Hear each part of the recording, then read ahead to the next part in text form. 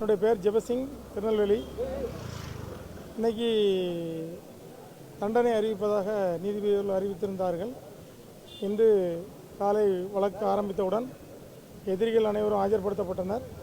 அந்த எதிரிகளிடம் ஒவ்வொருவரிடமாக அவருடைய குடும்ப சூழ்நிலை குறித்தும், அவருடைய வருமானம் குறித்தும், அவர்களுக்கு இதற்கு முன்னால் இருந்த ப்ரீவியஸ் வழக்குகளை குறித்தும் நீதிபதி அவர்கள் கேட்டிருந்தார்கள்.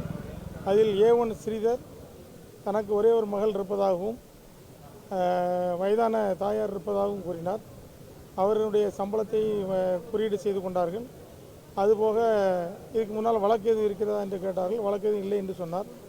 அதன் பின்பு எனக்கு கையில் அடிபட்டிருக்கிறது, என்னுடைய விபத்தில் எனக்கு பிளேட் வைக்கப்பட்டிருக்கு, என்னுடைய வயது 61 ஆகிறது, என்னுடைய தண்டனையை நீங்கள் கன்சிடர் பண்ணணும், நான் எந்த தவறுமே செய்யலை அப்படின்னு அவர் சொன்னார். கடைசியில் எனக்கு குறைந்தபட்ச தண்டனை வழங்குங்கன்னு சொன்னார். அவர் அதை தொடர்ந்து A2 எனக்கு ரொம்ப கஷ்டமான குடும்பம், நான் வாடகை வீட்டில் இருக்கிறேன், எனக்கு 2 பெண் குழந்தைகள் இருக்காங்க, என்னையும் கன்சிடர் பண்ணணும், நான் குழந்தைகளெல்லாம் பிரிஞ்சு ஜெயிலில் இருக்கேன், எனக்கு குறைந்தபட்ச தண்டனை கொடுங்க அப்படின்னு சொல்லி கேட்டார். உடல் நலத்தில் எனக்கு பேக் பெயின் இருக்குது அப்படின்னு சொன்னார். அதே மாதிரி A3 எனக்கு ஏற்கனவே ஹார்ட் ப்ராப்ளம் இருக்குது, நான் சிறையில் இருக்கும்போது நான் ஹார்ட் ப்ராப்ளத்துக்காக ராஜாஜி மருத்துவமனை அனுமதிக்கப்பட்டிருந்தேன், எனக்கும் மனைவி குழந்தைகள் இருக்காங்க, என்னுடைய உடல் நலத்தை கருதி எனக்கு குறைந்தபட்ச தண்டனை வழங்க சொன்னாங்க.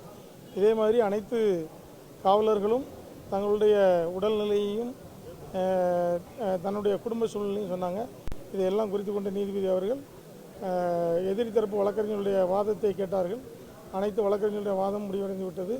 அதனைத் தொடர்ந்து பாதிக்கப்பட்ட குடும்பத்தினருடைய பெனிக்ஸோட தாயாருடைய கருத்தை கேட்டார்கள். அந்த அம்மாவும் நடந்த விஷயங்களும் தனது மகனுக்கும் தனது கணவருக்கும் ஏற்பட்ட காயங்களை குறித்தும் அவர்களை சித்திரவதை செய்தது குறித்தும் அவர்கள் நீதிபதிகள் கூறினார்கள். அதனைத் தொடர்ந்து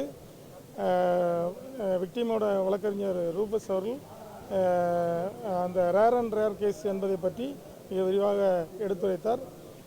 சிபிஐனுடைய வழக்கறிஞர் உச்சநீதிமன்ற தீர்ப்புகள் 5 தீர்ப்புகளை மேற்கோள் காட்டி நீதிபதிகளிடம் இது ஒரு ரேர் கேஸ், இதில் உச்சநீதிமன்றம் தூக்கு தண்டனை விதிக்க வேண்டும் என்று வலியுறுத்தியுள்ளதாகவும், இதுபோன்ற கஸ்டடியல் டார்ச்சர் வழக்குகளில் கருணை காட்ட வேண்டிய அவசியம் இல்லை என்று கூறியிருப்பதாகவும் சிபிஐனுடைய அரசு வழக்கறிஞர் மிக சிறப்பான தனது வாதங்களை எடுத்து வைத்தார்கள்.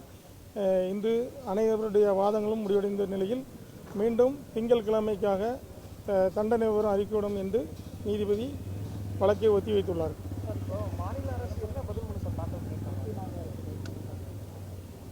இல்லை, அந்த அறிக்கையை நீதிபதி அவர்கள் இங்கே நோட் பண்ணல, ஆனால் அறிக்கையெல்லாம் விட்டது.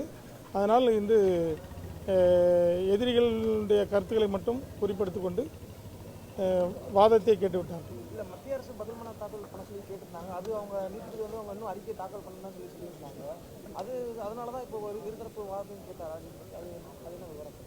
இல்லை, வழக்கமாக இன்றைக்கி டெத் சென்டென்ஸ் கொடுக்கணுமா இல்லை லைஃப் கொடுக்கணுமா, அதுக்கான ஆர்குமெண்ட்ஸ் தான். ஏற்கனவே குற்றவாளிகள் என்பது அறிவிக்கப்பட்டு ஆகிவிட்டது. இதில் என்ன சென்டென்ஸ் கொடுக்கணும் அதுக்காக செகண்ட் ஆர்குமெண்ட்.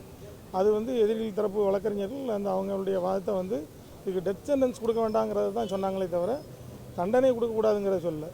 நீங்கள் டெத் சென்டென்ஸ் கொடுக்கக்கூடாது, இது அப்படி ரேர் கேஸ் இல்லை அப்படிங்கிறத அவங்க ஆர்கியூ பண்ணாங்க. ஆனால் சிபிஐ தரப்பு வழக்கறிஞர் இது ரேர் கேஸ் தான், இது பொதுமக்களை ரொம்ப பாதிச்சுட்டு, ஏன்னா மக்களை காக்க வேண்டிய காவல்துறையே கொலையை செய்திருக்கு. எனவே மக்கள் ரொம்ப ஷாக்காக இருக்கிறாங்க. அதனால் இதை ரேர் கேஸாக தான் கன்சிடர் பண்ணணும். இதுக்கு உச்சபட்ச தண்டனையான தூக்கு தண்டனை கொடுக்கணும், அப்படி இல்லைன்னா வாழ்நாள் முழுவதும் சிறையில் இருக்கணும், அப்படி ஒரு தண்டனை கொடுக்கணும்னு 2 ஆப்ஷனை சொன்னாங்க. அவங்களுடைய வாதம் தான். இது இந்த லத்திங்கிறது ஒரு கொடுமையான ஆயுதம் இல்லை, அது காவல் நிலையத்தில் எப்போவுமே இருக்கக்கூடியது தான். அதனால் அவங்க வெஞ்சன்ஸோட ஆயுதங்களெல்லாம் எடுத்துகிட்டு தாக்கலை, அது ஆக்சுவலாக அங்கே இருக்கக்கூடியது அப்படின்னு சொன்னாங்க. அதுக்கு விக்டிம் தரப்பு வழக்கறிஞர் சொல்லும்போது, அப்போ அங்கே துப்பாக்கியும் தான் இருக்குது, துப்பாக்கி சுட்டுறலாம், நீங்கள் தொடர்ந்து அடிக்கும்போது உங்களுக்கு திருந்துறதுக்கு வாய்ப்பு இருந்தும் நீங்கள் அவங்க துடிக்கிறாங்க அழுறாங்க, அப்பவும் நீங்கள் நிறுத்தலை, துப்பாக்கி சுட்டால் கூட ஒரு செகண்டில் உயிர் போயிடும், ஆனால் நீங்கள் தொடர்ந்து அடிக்கிறீங்க, அப்போ அது நிப்பாட்டி அடிக்கிறீங்க, ஆனால் நீங்கள் திருந்தலை, அப்போ உங்களுக்கு ஒரு இன்டென்ஷன் இருக்குது அவங்கள கொலை பண்ணணுங்கிறது தான் அப்படிங்கிறத சொன்னாங்க.